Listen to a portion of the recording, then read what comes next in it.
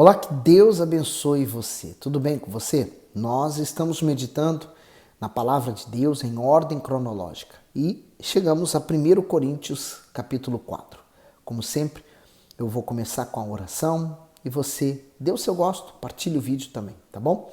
Senhor, obrigado. Mais uma vez, aqui estamos com esse propósito de poder meditar na Tua palavra e queremos sim ouvir a Tua voz, falar com o Senhor, receber aquilo que o Senhor tem para nos dar. A Sua palavra é a luz que nos ilumina nesse mundo tão perdido e caótico. Fale conosco. Amém. Versículo 1. Que os homens nos considerem como ministro de Cristo e mordomos do ministério de Deus. Comentário: ministro de Cristo. O termo etimológico do grego ipretes, empregado para designar servo ou ministro, é o mesmo usado para os remadores dos barcos de guerra, que eram, na maioria das vezes, homens escravos, sujeitos ao trabalho pesado dos remos. Eles ficavam nas galés, parte mais baixa das embarcações, geralmente acorrentados durante o serviço, executando de forma árdua e constante um trabalho aparentemente invisível, mas fundamental. Esses homens eram extremamente subordinados e deviam remar somente de acordo com o ritmo dos tambores, determinado pelos seus superiores. Corinto era uma cidade portuária, especialista na arte da navegação. Portanto, quando Paulo usou esse termo, ele sabia que assimilariam bem o ensinamento. Como ministro de Cristo, o apóstolo compreendia perfeitamente a sua posição de servo de Deus. Diante disso, não buscava nem reconhecimento, nem honra para si. Então, duas coisas aqui importantes, né? Que os homens nos considerem como ministros, né? O ministro é um representante também, né? Um representante daquela pessoa, daquele país, naquele lugar. Por exemplo, eu estou em Portugal e aqui em Portugal existe o ministro do Brasil, né? Ele é o ministro que vem representando todo o Brasil e o presidente. E ele fala sobre mordomos. Por quê? O mordomo, ele toma conta de tudo, mas ele não é dono de nada. É tudo do seu Senhor. Então, nós somos mordomos, porque o que eu posso hoje dizer assim, isso é meu? Não tem nada que seja meu. Tudo é dele. Eu sou apenas um mordomo, administro o que ele me dá para que eu viva aqui nesse mundo. 2. Além disso, requer-se dos mordomos que cada um se ache fiel. Comentário: que cada um se ache fiel. O servo que foi chamado para pregar o evangelho deve se dedicar vigorosa e incansavelmente para levar as pessoas ao caminho da salvação. Ele não deve fazer isso porque é pressionado, nem deve dominar as pessoas como se fosse senhor da vida delas, e muito menos em tentar obter benefícios pessoais. Pelo contrário, com fidelidade, zelo e temor, o verdadeiro ministro deve pastorear o rebanho de Deus. E esse é o privilégio que todos nós temos, né? O mordomo, ele não leva o título de bispo, pastor, obreiro, né? Sacerdote, apóstolo, enfim. Ele é o mordomo, simples mordomo. Ele tem por responsabilidade as coisas do seu Senhor. Agora o 3. Todavia, a mim, muito pouco se me dá de ser julgado por vós ou por algum juízo humano, nem eu tampouco a mim mesmo me julgo, porque em nada me sinto culpado, mas nem por isso me considero justificado, pois quem me julga é o Senhor. Pouco se me dá de ser julgado por vós. Paulo sabia que estava diante de um tribunal de opiniões na igreja de Corinto, porém, ele ignorava o conceito que as pessoas tinham a seu respeito. O apóstolo mostrou que sua preocupação era com o tribunal de Deus, ou seja, ele desejava se concentrar em ser fiel ao Senhor Jesus e lhe agradar acima de tudo.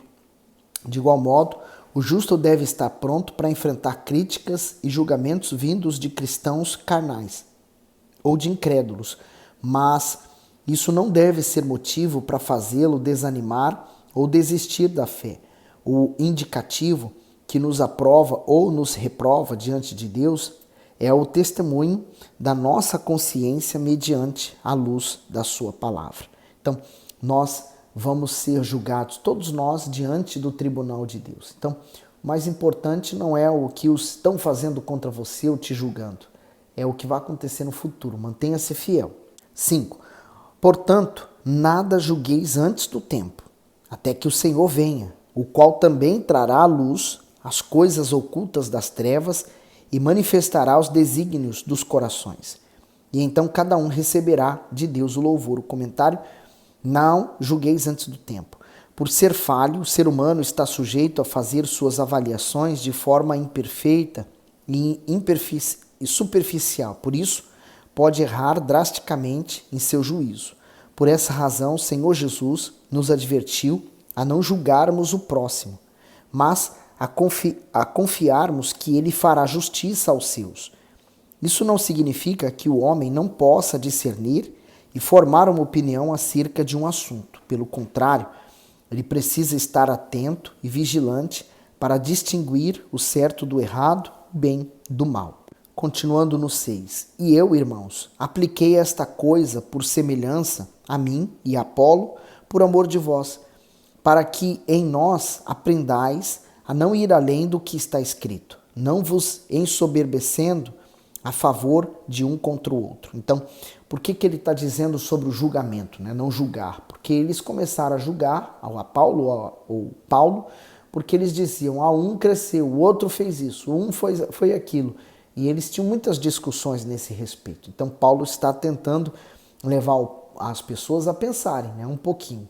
Porque se elas julgam, o que elas estão fazendo? Elas estão errando também. 7. Porque quem te fez diferente? E que tens tu que não tenhas recebido? E se o recebeste, por que te glorias como se não o houveras recebido? Comentário: que tens tu? O apóstolo se dirige àqueles que se vangloriavam de conhecimentos, dons, obras e prosperidade. As pessoas a que Paulo se refere eram extremamente autoconfiantes e jactanciosas. Por isso, ele pergunta o motivo de tanta arrogância, uma vez que tudo o que eles tinham provinha de Deus. Veja que se a força, a vida, os talentos e as oportunidades fazem o homem ter cada vez mais dívidas com o Altíssimo, não deveria ele cultivar ainda mais a sua humildade? No entanto, o que vemos são pessoas cada vez mais orgulhosas. O orgulho é o pecado mais tolo que o ser humano pode cometer, pois basta que ele olhe para si para enxergar o quanto é pequeno e necessitado de Deus. Afinal, depende do Senhor até mesmo para respirar. De fato, né? O ar que nós respiramos na altura da pandemia, nós vimos o quão caro foi uma botija de oxigênio, né? O quanto as pessoas precisavam dele e sentiam falta. Mas nós temos isso de graça, do próprio Deus. 8. Já estáis fartos, já estáis ricos, sem nós reinais, e quisera reinássemos, para que também nós viéssemos a reinar convosco. Então, quer dizer, eles haviam se orgulhado, né? Eles subiram para a cabeça o que havia acontecido com eles. 9. Porque tenho para mim que Deus, a nós, apóstolos, nos pôs por último, como condenados à morte, pois somos feitos espetáculo ao mundo, aos anjos e aos homens. Nós somos loucos por amor de Cristo, e vós sábios em Cristo. Nós fracos e vós fortes. Vós ilustres e nós vis. Até esta presente hora sofremos fome e sede, estamos nus e recebemos bofetadas e não temos pousada certa. E nós afadigamos trabalhando com nossas próprias mãos. Somos injuriados e bendizemos, somos perseguidos e sofremos. Somos blasfemados e rogamos até o presente temos chegado a ser como o lixo deste mundo e como a escória de todos. Comentário: fartos e ricos. Os coríntios acreditavam que tinham alcançado um nível espiritual elevado. Os membros dessa igreja se consideravam ricos, sábios e poderosos a ponto de se sentirem confortáveis em criticar e julgar seus mestres. Por isso, Paulo compara a vida dessas pessoas à vida dos ministros de Deus para mostrar o quanto elas tinham se afastado da fé. Enquanto os coríntios se sentiam abastados de tudo, os apóstolos enfrentavam fome, frio, sede, perseguições e humilhações públicas. Com este ensinamento, o Espírito Santo mostra que as adversidades fazem parte da caminhada cristã. É impossível servir ao Altíssimo e não passar por lutas. Assim como não passamos por todas as dificuldades simultaneamente, não vivemos períodos somente de bonança. Afinal, é muito difícil não haver algum desafio a vencer. As adversidades na vida cristã são necessárias para que exercitamos a fé e nunca nos acomodemos. A vida do apóstolo naquele tempo não era nada fácil, mas era gratificante servir e é, até hoje, servir ao nosso Senhor, independente das lutas. Mas para suportar, para vencer, para conseguir, é necessário ter o batismo com o Espírito Santo. Sem esse batismo, é praticamente impossível você conseguir vencer as lutas como Paulo está vencendo, né? O comentário que vai do 10 ao 13 diz: a escória de todos. Enquanto os coríntios cresciam no orgulho e nas discussões de questões irrelevantes à fé, haviam cristãos sendo mortos pelas perseguições romanas. Paulo usa o próprio exemplo e de seus companheiros para mostrar o sofrimento pelo qual passavam e como eram tratados pela sociedade. Eles eram considerados miseráveis e desprezíveis, por isso sofriam todo tipo de escárnio e de reprovação dos homens. Apesar disso, aquele sofrimento por causa do Evangelho os aproximava ainda mais do Senhor. No entanto, não podia se dizer o mesmo dos coríntios. Na verdade, o diabo aproveitou uma brecha, né? E ele conseguiu entrar com determinado assunto que distraiu eles. Ao invés deles estarem na fé, vivendo a fé, eles começaram a discutir bobagens. No 14, não escrevo essas coisas para vos envergonhar, mas admoesto-vos como meus filhos amados. Comentário: não escrevo para vos envergonhar. O apóstolo fala que não tinha prazer em repreender a igreja ou em humilhá-la. Pelo contrário, sua intenção era adverti-la por estar negligenciando a salvação. Quando o Senhor nos disciplina, Ele tem um propósito sublime e elevado de nos encorajar a mudar nossas atitudes. Essa é a forma divina de incutir sabedoria, temor e obediência em nós. Então, nós temos que olhar e permanecer olhando para Jesus e imitá-lo em tudo que Ele faz. E eu vejo o seguinte, né? Quando o pai ama o filho, por mais que o pai ame, ele vai disciplinar, né? Vão haver momentos difíceis, assim Deus também. Ele nos ama tanto que vai nos disciplinar. Nem tudo serão flores. 15. Porque ainda que tivesseis 10.000 tutores em Cristo, não teríeis contudo muitos pais, porque eu pelo Evangelho vos gerei em Jesus Cristo. Admoesto-vos, portanto, a que sejais meus imitadores. Então, pronto, aqui responde bem o que eu falei, porque eles se converteram na época de Paulo. Então, Paulo tinha um dever muito cívico com eles, né, de chamá-los a atenção e falar: sejam meus imitadores.